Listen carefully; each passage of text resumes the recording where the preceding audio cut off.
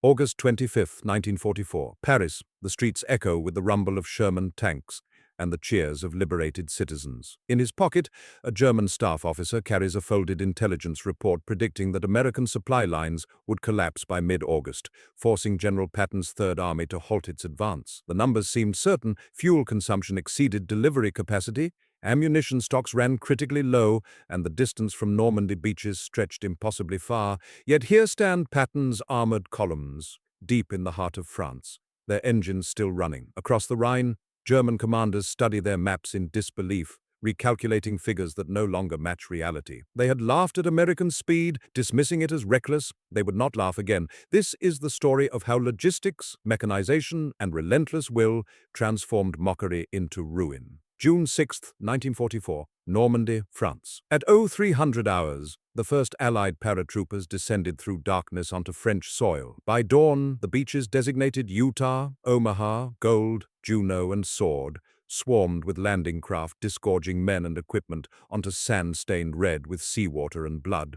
German defenders fired from concrete bunkers embedded in coastal cliffs, their MG-42 machine guns creating interlocking fields of fire that had taken years to perfect. The Atlantic Wall stretched from Norway to Spain, a defensive line consuming millions of tons of concrete and steel. Field Marshal Gerd von Rundstedt, commander of German forces in the West, believed these fortifications would contain any invasion for 6 months minimum. Intelligence reports reaching his headquarters at Saint-Germain-en-Laye confirmed Allied casualties exceeded projections. German staff officers calculated that logistical constraints would prevent rapid exploitation of any beachhead. They were wrong about the timeline. Within 24 hours, Allied forces established footholds at all 5 beaches. Within 72 hours, they linked these beachheads into a continuous front. The panzer divisions that might have driven the invaders back into the sea remained scattered across France, victims of Hitler's insistence on personal approval for their deployment. On June 10th, elements of the U.S. First Army pushed inland, capturing Carenton and securing vital road junctions. German commanders observed these movements with professional concern but not alarm. Their fortified positions inland would slow the American advance. The hedgerow country of Normandy, ancient earthen banks topped with thick vegetation, created natural defensive lines every few hundred meters. Each hedgerow became a miniature fortress. German defenders needed only to hold these positions until reinforcements arrived from the 15th Army, waiting at Pas-de-Calais, where Hitler still expected the main invasion. The Wehrmacht possessed formidable equipment, Panzer IV. Tanks, armed with 75mm guns, outmatched many Allied armor types. The Tiger Wine, with its 88mm gun and thick armor, dominated any battlefield where it appeared. German infantry carried reliable weapons, the Carabiner 98K rifle, the MP-40 submachine gun, and the devastating MG-42 that could fire 1,200 rounds per minute. Artillery parks held 88mm flak guns, equally effective against aircraft and tanks, plus 105mm and 150mm howitzers. But numbers told a different story. By June 30th, Allied forces had landed 929,000 men, 586,000 tons of supplies, and 177,000 vehicles in Normandy. American industry produced equipment at rates German planners found incomprehensible. In June 1944 alone, American factories completed 1,544 tanks. German industry, strangled by strategic bombing and resource shortages, produced 685 tanks that same month. General George S. Patton arrived in France on July 6, 1944, to take command of the U.S. Third Army. German intelligence tracked his movements carefully. They knew his reputation from North Africa and Sicily: aggressive, fast-moving, unpredictable. Wehrmacht officers who had faced him before warned their colleagues. Patton never did what was expected. July 25, 1944, Avranches, France. In a canvas command tent, General Patton bent over a map table, his hands tracing potential breakthrough routes. Outside, the mechanical symphony of an army preparing for action filled the Norman countryside. Sherman tanks warming their engines, trucks loaded with ammunition and fuel, artillery pieces being positioned for fire support. The Third Army officially became operational on August 1st, but Patton had already planned its first moves. The M4 Sherman tank formed the armored core of Patton's offensive capability. Standing 9 feet tall, weighing 33 tons fully loaded, powered by a 400 horsepower right radial engine, the Sherman could reach 25 miles per hour on roads and 15 cross-country. Its 75mm main gun fired armor-piercing and high-explosive rounds. A crew of 5, commander, gunner, loader, driver, and assistant driver, operated each tank. Critics noted the Sherman's weaknesses: thinner armor than German heavy tanks, a tendency to catch fire when penetrated, insufficient main gun for frontal engagements with Tigers or Panthers. But the Sherman possessed advantages German tanks lacked: mechanical reliability, ease of maintenance, comfortable crew stations, allowing sustained combat operations, and most critically, numbers. American factories produced Shermans faster than German gunners could destroy them. Patton understood this arithmetic of attrition. His tactical philosophy emphasized mobility and momentum over static firepower exchanges. Where German doctrine called for carefully prepared positions and methodical advances, Patton's Third Army would move fast, bypass strong points, disrupt enemy rear areas, and keep German commanders reacting rather than planning. The logistical preparation impressed even skeptics. Major General A.R. Chaffee, overseeing supply operations, had stockpiled 400,000 gallons of gasoline, 12,000 tons of ammunition, and rations for 14 days of operations before the offensive began. Fuel trucks stood ready in designated areas, marked with Third Army insignia. Engineer battalions carried bridging equipment to cross rivers and repair damaged roads. Signal units laid telephone lines and maintained radio networks connecting Patton's headquarters to every division. German observers watching from defensive positions noted increased American activity but misinterpreted its significance. They assumed Patton's Third Army would reinforce existing operations around St. Lo, where American and German forces ground against each other in brutal hedgerow combat. Wehrmacht intelligence estimated the Americans would require 3 weeks to break through German defenses, then another 2 weeks to consolidate gains before attempting further advances. The actual timeline would be measured in days, not weeks. On July 25th, Operation Cobra began with 2,400 bombers dropping 3,800 tons of explosives on German positions in a rectangular area 5 miles long and 2 miles wide. The bombardment lasted 2 hours. When it ended, surviving German soldiers emerged from craters and collapsed bunkers to find American tanks already among them. By August 1st, 1944, Third Army spearheads reached Avranches, a historic town at the base of the Cotentin Peninsula, where roads branched toward Brittany, Paris, and the Loire Valley. The breakthrough came so quickly that German forces lacked time to establish new defensive lines. Patton immediately recognized the opportunity. The door to France stood open. August 7th, 1944, Mortain, France. German commanders faced a crisis. American armored columns poured through the Avranches Gap, spreading across Brittany and turning east toward the Seine. Field Marshal Günther von Kluge, recently appointed to replace von Rundstedt, received direct orders from Hitler: counterattack immediately, cut off the American penetration at Avranches, restore the defensive line. The plan seemed logical on paper. German forces would strike west from positions around Mortain, drive 20 miles to the coast at Avranches, sever Patton's supply lines, and trap Third Army divisions already deep in Brittany. Von Kluge assembled available forces, elements of 4 panzer divisions, including the 2nd SS Panzer Division Das Reich and the 1st SS Panzer Division Leibstandarte Adolf Hitler, plus supporting infantry. Total strength numbered 70,000 men with 240 tanks. Operation Lüttich began at midnight on August 7th with German tanks advancing under cover of darkness. Initial progress seemed promising. Panzer columns overran forward American positions, pushing 2 miles into the gap. At Hitler's headquarters, staff officers marked advancing arrows on situation maps. The counteroffensive appeared to be working. But daybreak on August 8th brought disaster. Clear skies allowed Allied aircraft to operate without restriction. Fighter bombers from the 9th Air Force, P-47 Thunderbolts carrying bombs and rockets, descended on German columns. Pilots reported targets so numerous they made multiple attack runs before needing to return for rearmament. One pilot, Lieutenant Robert L. Coffey of the 405th Fighter Group, recorded in his after-action report, "Destroyed or damaged more enemy vehicles in one mission than in my previous 20 sorties combined." The scale of air attack exceeded anything German forces had experienced. In one 8-hour period on August 8th, Allied aircraft flew over 3,000 sorties against the Mortain salient. German tanks, lacking air cover and forced to move in daylight to maintain attack momentum, became stationary targets. Panzer crews abandoned burning vehicles, supply trucks exploded, ammunition carriers detonated with massive secondary explosions. American ground forces, initially surprised by the attack, quickly stabilized defensive positions. The 30th Infantry Division held key terrain around Mortain against repeated German assaults. Artillery support from 13th Corps provided devastating firepower. Sherman tanks from the 2nd Armored Division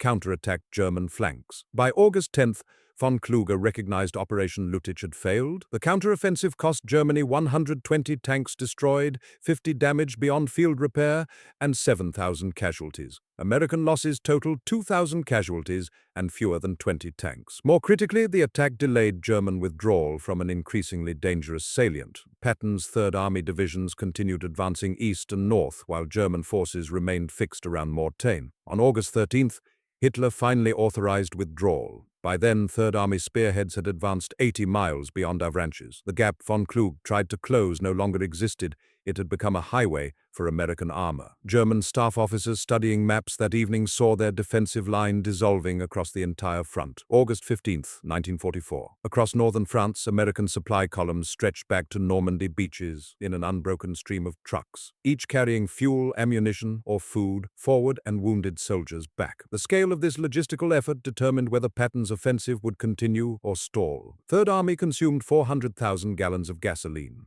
daily during maximum advance periods. Each Sherman tank held 175 gallons in its main fuel tanks, providing roughly 100 miles of road travel or 60 miles cross-country before requiring refueling. An armored division with 268 tanks needed 46,000 gallons per day to remain mobile.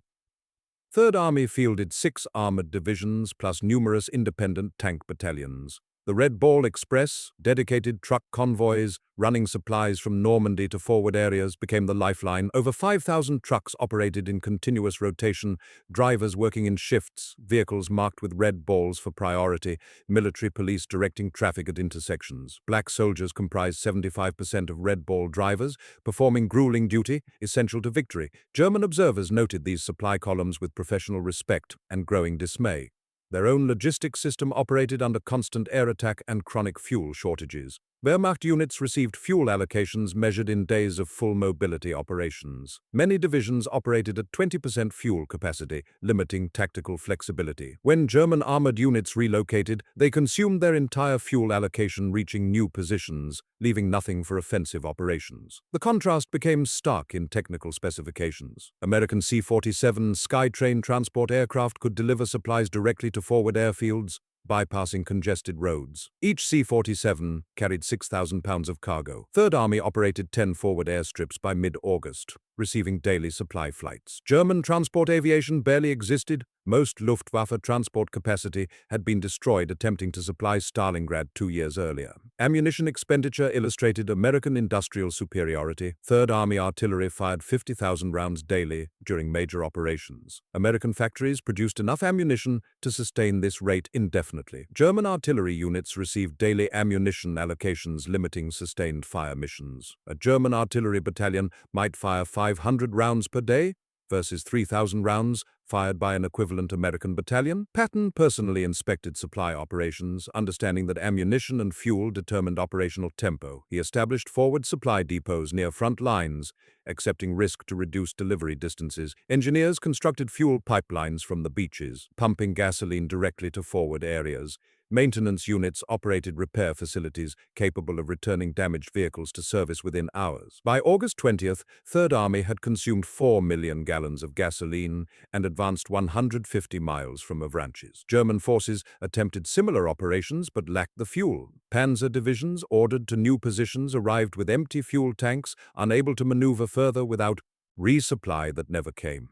August 19th, 1944. France. Sherman tanks dominated the tactical landscape of Third Army operations, not through superior individual characteristics, but through overwhelming numbers and mechanical reliability. This advantage reflected industrial capacity far more than engineering genius. American factories produced 49,234 Sherman tanks during World War II, Peak monthly production reached 1,700 units in December 1943. By August 1944, production stabilized around 1,500 tanks monthly. 5 manufacturers, Chrysler, Ford, Federal Machine and Welder Company, Fisher Body, and Pacific Car and Foundry, operated assembly lines simultaneously. A complete Sherman left factory gates every 30 minutes during peak shifts. German industry produced a total of 6,000 tanks in 1944 across all models, Panzer IV, Panther, and Tiger combined. This represented German maximum industrial effort after Albert Speer's reorganization increased production efficiency. In August 1944 specifically,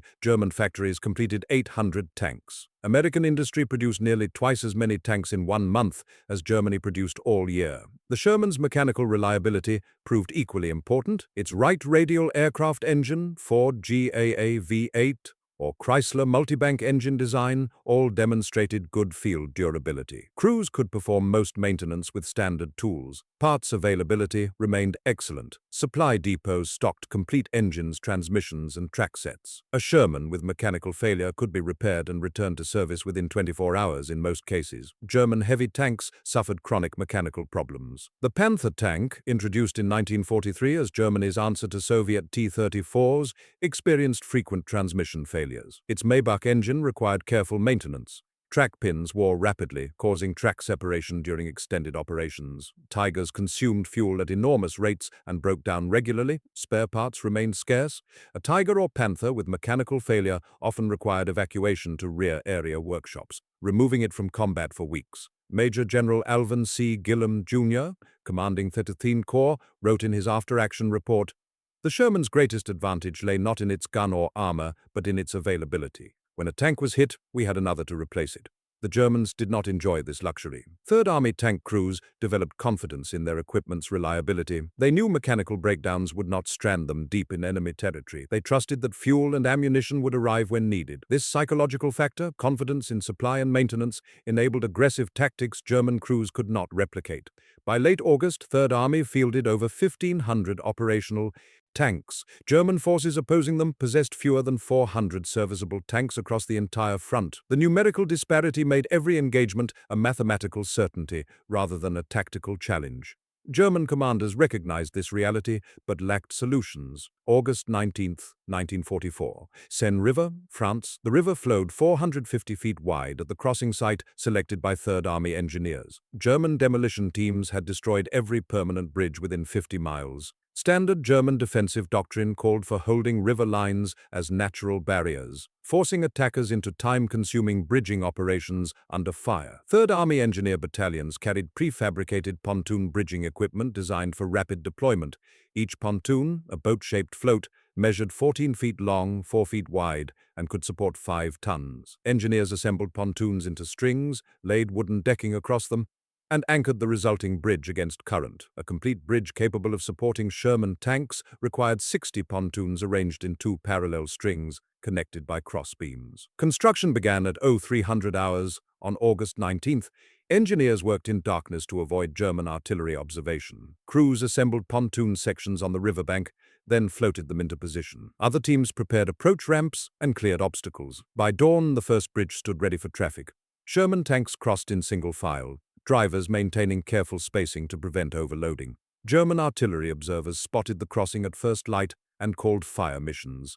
Shells impacted near the bridge, throwing up geysers of water and earth. American counter-battery fire located German gun positions and suppressed them. Engineers repaired damaged pontoon sections while traffic continued across adjacent spans.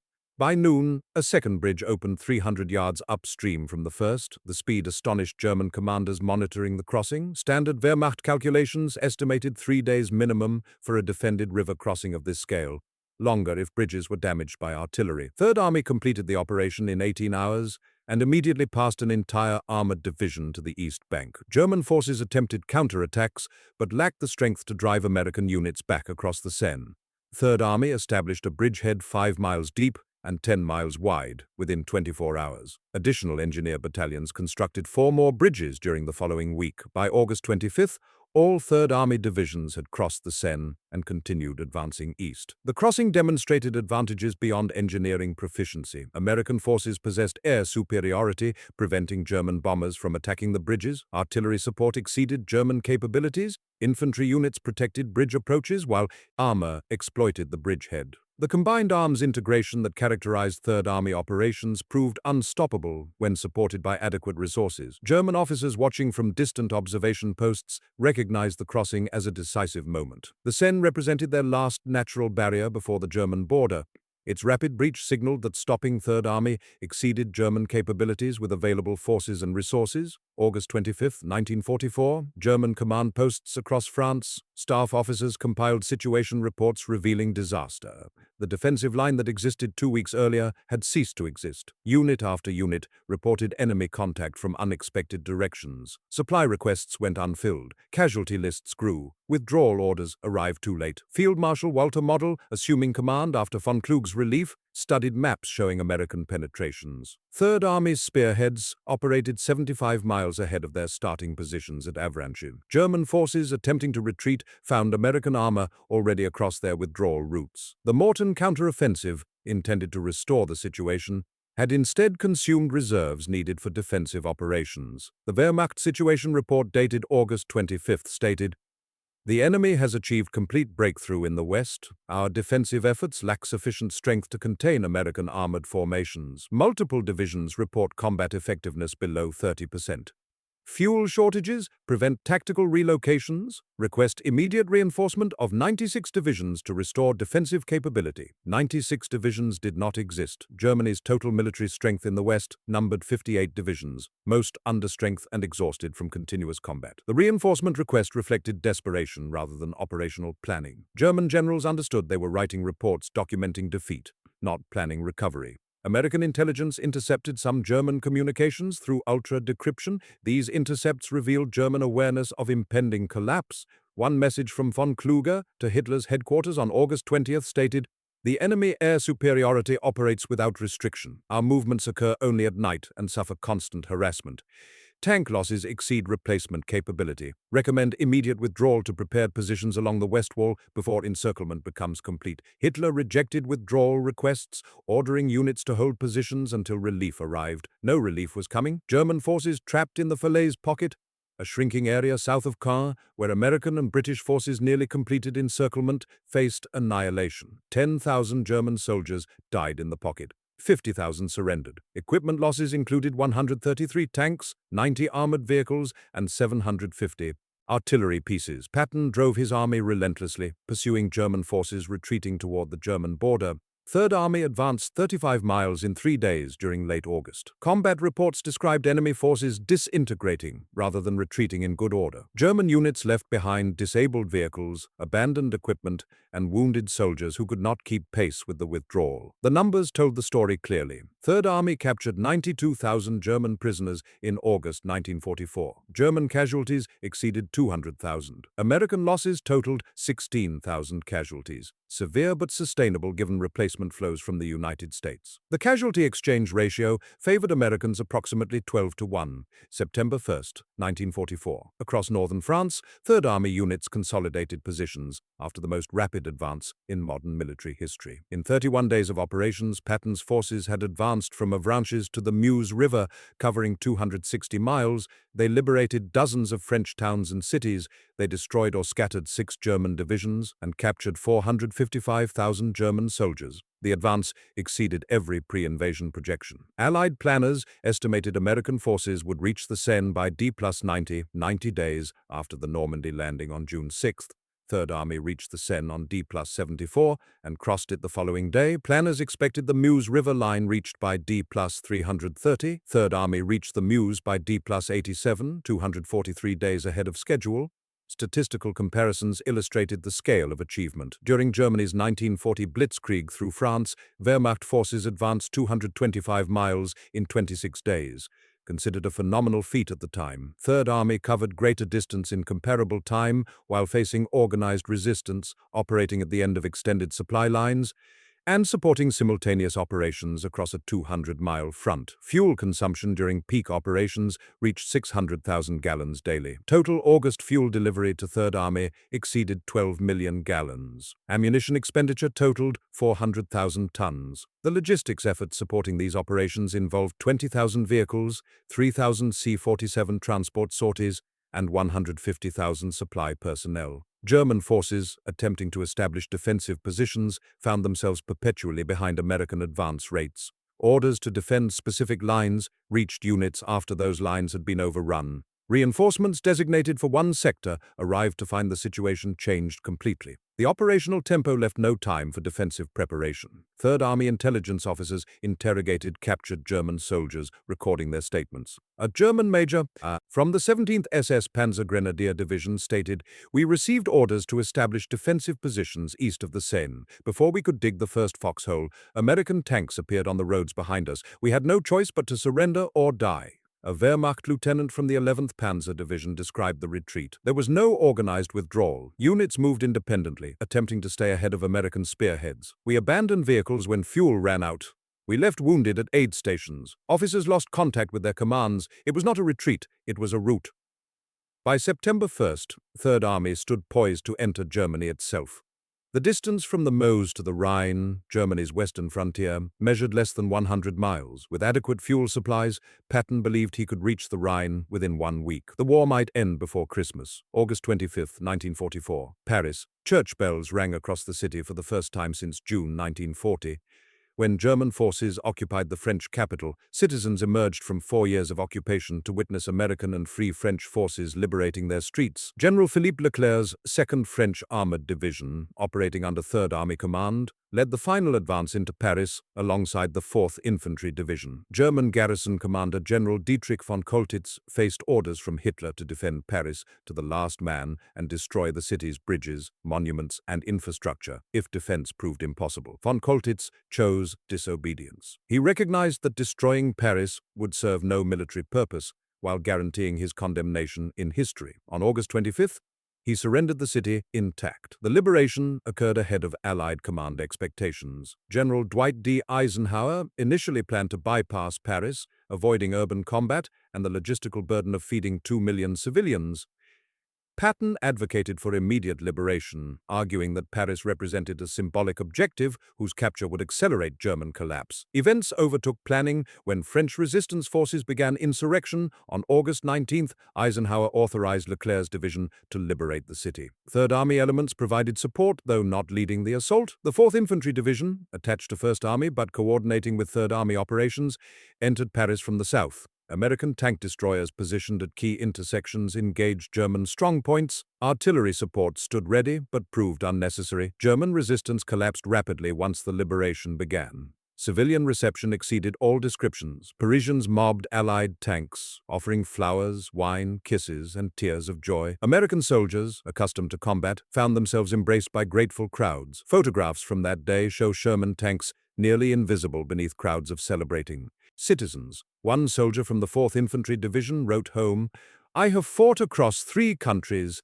and never seen anything like this." These people had waited 4 years for this moment. The liberation's strategic impact extended beyond symbolism. Paris represented a major transportation hub. Rail lines, roads, and the Seine River all converged there. German forces relied on Paris for logistics, moving reinforcements and supplies to the front. Its capture severed these routes, forcing German columns to detour hundreds of miles through secondary roads, consuming precious fuel while remaining vulnerable to air attack. French authorities, emerging from underground resistance, immediately assumed governmental functions. General Charles de Gaulle arrived in Paris on August 26th, leading a victory parade down the Champs-Élysées. Though German snipers fired occasional shots, Paris had returned to French control. The occupation that began with German triumph ended with German humiliation. September 10th, 1944. Rear Area Headquarters, France. Military analysts compiled statistics documenting the campaign's material foundation. Numbers revealed why German defeat became inevitable, regardless of tactical skill or soldier courage. Industrial production determined military capability more certainly than battlefield prowess. In 1944, American factories produced 96,386 aircraft, 17,565 tanks, 256,400 vehicles, and 41 billion rounds of ammunition.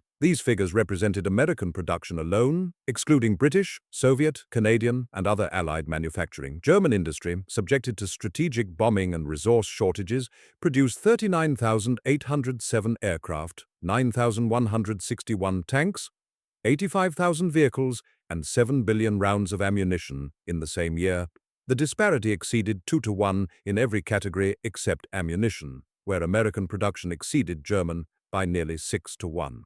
These ratios translated directly to battlefield superiority. When a German tank was destroyed, replacement arrived after weeks or months, if at all. When an American tank was destroyed, replacement arrived within days. German pilots flew until shot down. No reserves existed to rotate combat-exhausted airmen. American pilots rotated after completing tour requirements, maintaining experienced cadres, while training new pilots in stateside schools. The logistics differential proved even more decisive. American industry produced sufficient fuel to support unlimited mechanized operations. German synthetic fuel plants, targeted by Allied bombers, operated at diminishing capacity. By September 1944, German fuel production met only 30% of military requirements. Tanks remained immobile for lack of fuel. Aircraft sat grounded.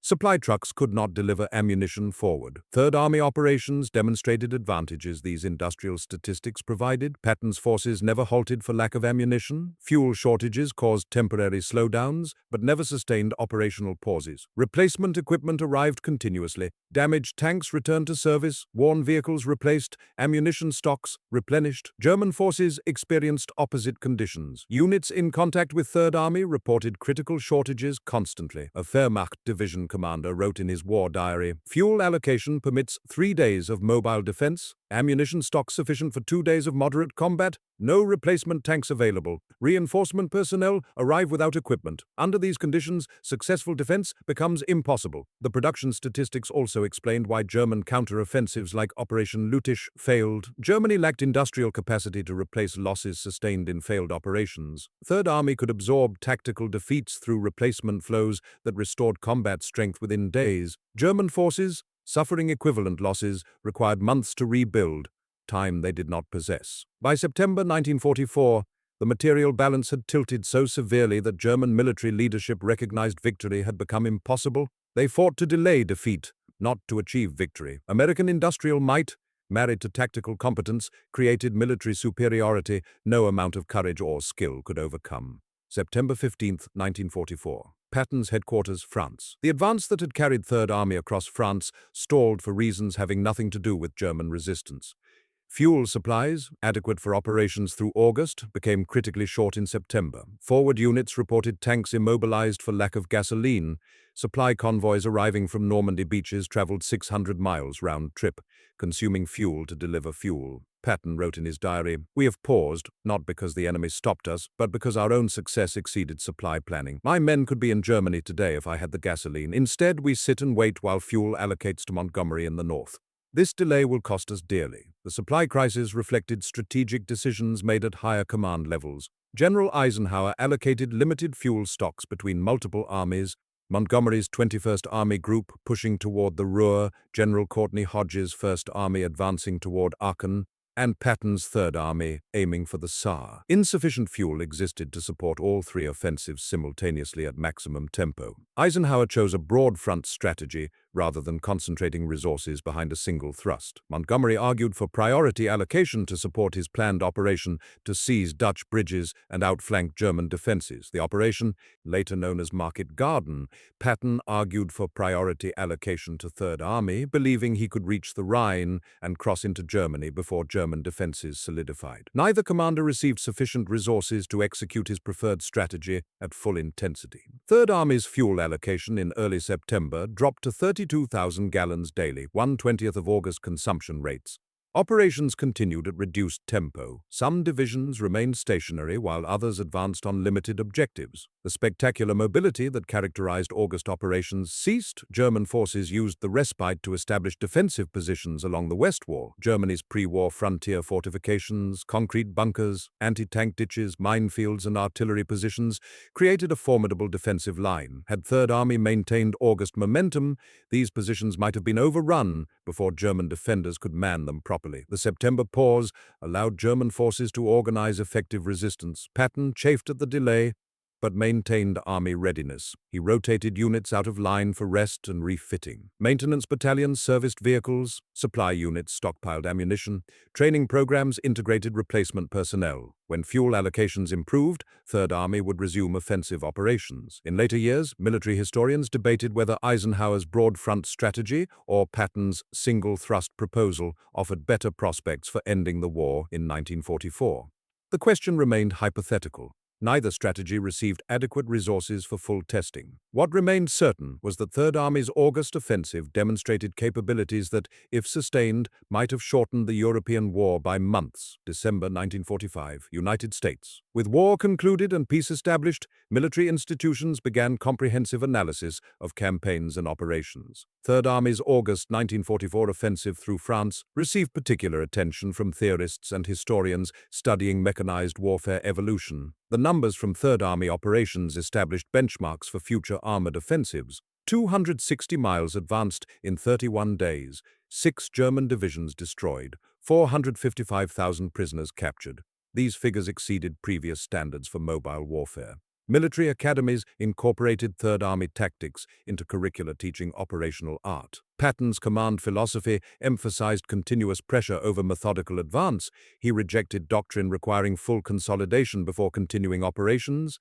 His orders stressed maintaining contact with retreating enemy forces, exploiting success immediately, and accepting risks that more cautious commanders avoided. This approach produced spectacular results when supported by adequate logistics. The contrast between August and September operations demonstrated logistics' decisive role. With sufficient fuel and ammunition, Third Army advanced at unprecedented rates. When logistics constrained operations, tactical superiority became irrelevant. Modern mechanized armies required industrial support, matching their tactical capabilities. Several technological and organizational factors enabled Third Army's success. Radio communications allowed decentralized command. Division and corps commanders received mission objectives and executed them with minimal higher headquarters interference. Close air support, coordinated through air liaison officers attached to ground units, provided responsive firepower against German positions. Tank infantry artillery integration, practiced in training and refined in combat, created combined arms teams more effective than any single branch. German forces possessed equivalent or superior technology in specific categories: better heavy tanks, excellent artillery, skilled soldiers, but they lacked integrated systems enabling sustained high-tempo operations. Fuel shortages limited mobility, communication breakdowns prevented coordinated responses, air inferiority made daylight movement suicidal, industrial capacity could not replace losses, the cumulative effect negated German tactical advantages. Post-war interrogations of German commanders revealed their perspective on Third Army operations. Field Marshal Albert Kesselring stated, "We could fight individual American units successfully, but we could not stop their army. They attacked simultaneously at multiple points, replaced losses immediately, and maintained pressure continuously. This operational tempo exceeded our capacity to respond effectively." General Hermann Balck, considered among Germany's finest tactical commanders, wrote, "Patton understood that modern war belonged to the side that could sustain operations longer and advance faster. His victories reflected this understanding. We possessed superior tanks, but insufficient fuel. We had skilled soldiers, but inadequate replacements. We planned elaborate defenses, but lacked time to construct them. Against such overwhelming material advantage, tactical excellence proved insufficient. The Sherman tank stands silent now in its museum hall. Track links rusting slightly, olive drab paint faded by decades, data plates welded to its hull, record technical specifications, weight 33 tons, engine 400 horsepower, crew 5, production date April 1944. Numbers that once determined survival now serve as historical markers. This particular Sherman, hull number 3066542, landed at Utah Beach on June 22, 1944. It fought with Third Army's 6th Armored Division from Normandy to the Czech border. Its crew, 5 men whose names appear on a small brass plaque, survived the war. The tank itself absorbed multiple hits, armor dents from anti-tank rounds, track damage from mines, hole scratches from hedgerow branches. Each scar documented moments when crews and machines faced destruction and survived. Similar Shermans rest in museums, memorial parks, and storage facilities across America and Europe. Some remain operational, maintained by historical societies, and occasionally driven in commemorative events. Most sit idle, physical reminders of industrial production that built 49,000 similar vehicles. The soldiers who crewed these tanks have largely passed away. Their generation, which fought across Europe from 1944 to 1945, dwindles each year. Their stories, preserved in memoirs and official records, document experiences modern generations study but cannot fully comprehend. They knew what it meant to advance under fire, to watch friends die, to continue fighting despite fear and exhaustion. Third Army's achievement reflected their courage combined with industrial might their nation provided. Factories supplied tanks, oil fields provided fuel, farms produced food, training camps prepared replacements. The entire industrial democracy mobilized to support armies overseas. Victory required both soldier sacrifice and civilian contribution. Patton understood this integration of battlefield and factory. He wrote, "Wars are fought with weapons, but they are won by men and the nations that supply them. Give me enough fuel and ammunition, and my soldiers will take any objective. Deny me supplies, and the bravest troops become helpless." The preserved Sherman represents that philosophy made tangible, industrial capacity transformed into battlefield mobility, democratic production defeating totalitarian aggression, logistics enabling tactics. It stands as memorial not just to battles fought, but to systems that made victory possible. The tank hull that once carried young men across battlefields now carries memory across generations, ensuring that those who served, fought, and died remain honored.